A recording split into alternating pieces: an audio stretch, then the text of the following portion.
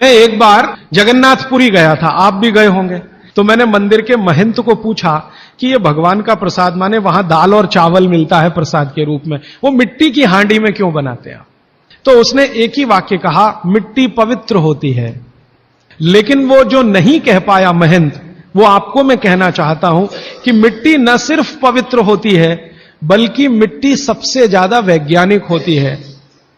क्योंकि हमारा शरीर मिट्टी से बना है। हम जब मरते हैं ना और शरीर को जला देते हैं तो 20 ग्राम मिट्टी में बदल जाता है पूरा शरीर। और इस राख का मैंने विश्लेषण करवाया एक लेबोरेटरी में, तो उसमें कैल्शियम निकलता है, फास्फोरस निकलता है, आयरन निकलता है, जिंक निकलता है, सल्फर निकलता है, 18 माइक्रो न्यूट्रिएंट्स निकलते हैं मरे हुए आदमी की राख में। ये सब वही माइक्रो न्यूट्रिएंट्स हैं जो मिट्टी में है। तो महंत कहता है कि मिट्टी पवित्र है, इसलिए हम मिट्टी के बर्तन में ही दाल पकाते हैं, भगवान को पवित्र चीज ही देते हैं, अपवित्र चीज भगवान को नहीं दे सकते। वो बहुत वैज्ञानिक स्टेटमेंट है, बस इतना ही है कि वो उसको एक्सप्लेन नहीं कर सकता। अच्छा, मैं वो दाल ले आया और भुवनेश्वर लेके गया, पुरी से भुवनेश्वर। भुवनेश्वर में CSIR का एक लेबोरेटरी है, council of science and industrial research का लेबोरेटरी है, जिसको रीजनल रिसर्च लेबोरेटरी कहते हैं। तो वहां ले गया, कुछ वैज्ञानिकों से कहा ये दाल है, उन्होंने कहा हाँ ये पुरी की दाल है। मैंने कहा इसका विश्लेषण करना है, इस दाल में क्या है? तो उन्होंने कहा हमारे पास पूरे इंस्ट्रूमेंट नहीं है, हमारे पास जो जो चाहिए वो नहीं है, आप दिल्ली ले जाओ तो बेहतर है।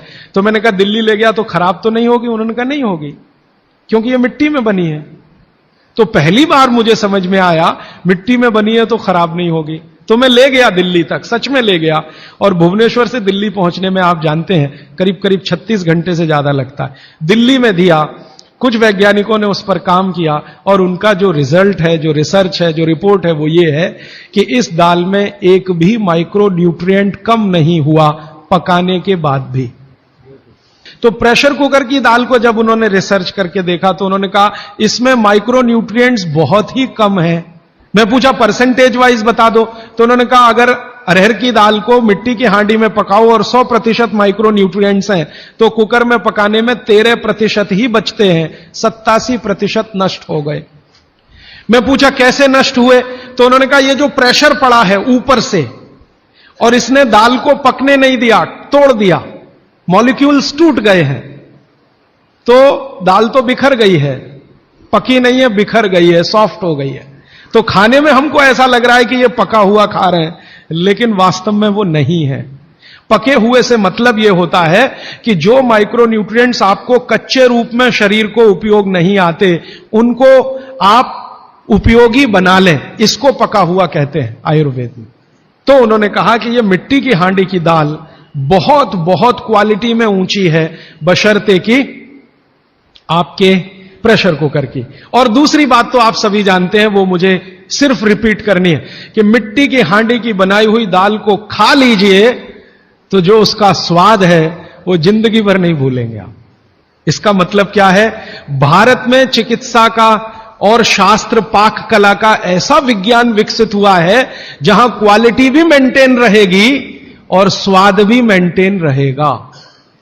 तब मैंने गांव गांव घूमता रहता हूं तो पूछना शुरू किया, तो बोलते हैं लोग कि ज्यादा नहीं 30-40 साल पहले सब घर में मिट्टी की हांडी की दाल थी। मेरी दादी को पूछा तो दादी कहती है कि हम तो जिंदगी भर मिट्टी की दाल ही खाते रहे।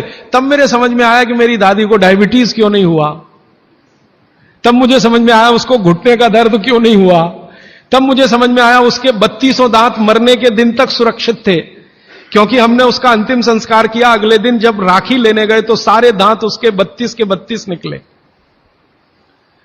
तब मेरे समझ में आया कि 94 साल की उम्र तक मरते समय चश्मा क्यों नहीं लगा उसकी आंखों पे, और जीवन के आखिरी दिन तक अपने कपड़े खुद अपने हाथ से धोते हुए मरी थी।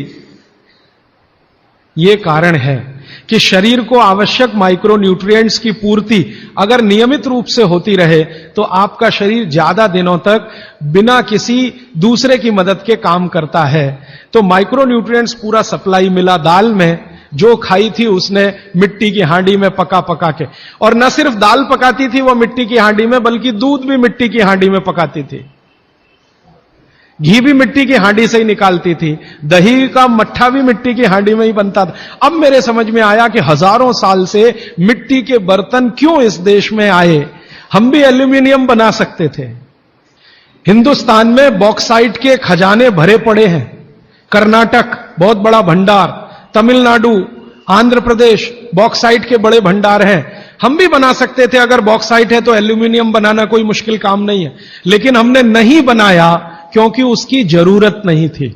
इसलिए कुम्हारों की एक पूरी की पूरी जमात इस देश में खड़ी की गई कि तुमको भैया मिट्टी के ही बर्तन बनाने हैं। माने तुमसे बड़ा वैज्ञानिक कौन। अब ये कुम्हार जो इतने बड़े वैज्ञानिक हैं इस देश के, जो मिट्टी के बर्तन बनाकर हजारों साल से दे रहे हैं हमारे स्वास्थ्य की रक्षा करने के लिए, हमने उनको नीची जाति बना दिया। हम कैसे मूर्ख लोग, ये ऊंचा नीचा हमने डाल दिया इस देश में, इसी ने देश का सत्यानाश कर दिया। अगर प्रेशर कुकर की कंपनी जो बना रही है प्रेशर कुकर वो ऊंचा आदमी है, तो ये कुम्हार नीचा कैसे हो गया। जो सबसे बड़ा वैज्ञानिक काम कर रहा है, मिट्टी के बर्तन बना बनाकर आपके माइक्रो न्यूट्रिएंट्स को, आपके सूक्ष्म पोषक तत्वों को कम नहीं होने देने के लिए मिट्टी का सिलेक्शन करता है। वो आपको मालूम है, हर एक मिट्टी से बर्तन नहीं बनते। एक खास तरह की मिट्टी है, वही बर्तन बनाने में काम आती है, और एक खास तरह की मिट्टी है जो हांडी बनाती है। दूसरे खास तरह की मिट्टी में कुल्हड़ बनता है, तीसरे खास तरह की मिट्टी में कुछ और बनता है। ये मिट्टी को पहचानना कि इसमें कैल्शियम ज्यादा, इसमें मैग्नीशियम ज्यादा, इसलिए हांडी इससे बनाओ, और इसमें कैल्शियम मैग्नीशियम कम है इसलिए इसका कुल्हड़ बनाओ, ये तो बहुत बहुत बारीक और विज्ञान का काम है। ये सब कुम्हार कर रहे हैं, हजारों साल से कर रहे हैं, बिना किसी यूनिवर्सिटी में पढ़े हुए कर रहे हैं। तो हमें तो वंदन करना चाहिए, उनके सामने नतमस्तक होना चाहिए। कितने महान लोग हैं। दुर्भाग्य से सरकार की कैटेगरी में वो बैकवर्ड क्लास में आते हैं।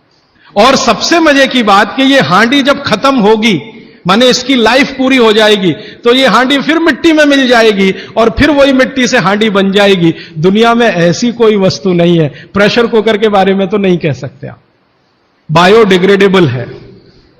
तो आप भी कर लीजिए ये काम, प्रेशर कुकर निकालिए, मिट्टी की हांडी ले आइए।